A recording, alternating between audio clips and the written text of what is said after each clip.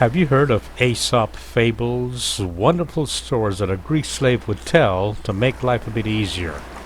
Aesop, A-E-S-O-P fables. Read them. This is a Microdac fable which may or may not be true. Ready? Once upon a time there was a man who, as a wee teen, fell in love with taking pictures.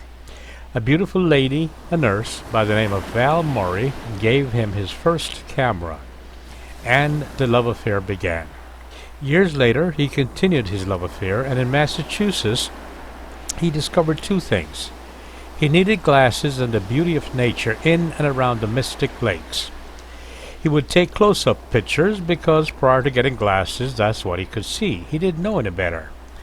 His mom got him his glasses and his encouragement. Nature provided him with endless opportunities.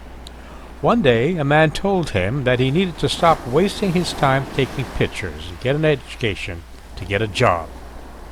He thought about that. To get educated, to get a job. That, he thought, was the purpose of life. To get educated, to get a job. Fortunately for him, he met such visionaries as Maybury Kuntz and Warren Guy, residents of West Medford, Massachusetts.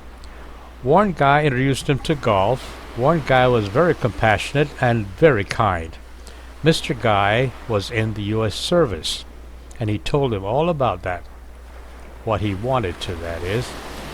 Maybury Kuntz taught him that the answers lied in science and imagination. Mr. Kuntz was a mentor. So, not being college material, he joined the Navy. Yes, the U.S. Navy.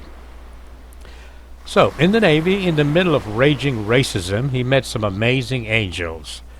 Far too many of them to mention. Among them were Ken Hill, Art Cutter, Swope, Ray White, Jim Kaiser. Way too many to mention. And after many false starts, he did go to photo schools in the Navy. The first few years in the Navy may not have been pleasant, but they got better. He stayed in the Navy and was fortunate to have many beautiful men and women as positive influences. In time, many things became clear. Love what you do, and you'll never have a job that you hate, because what you do is what you love. You need not get educated to get a job. The man found out there were many others who love life and nature.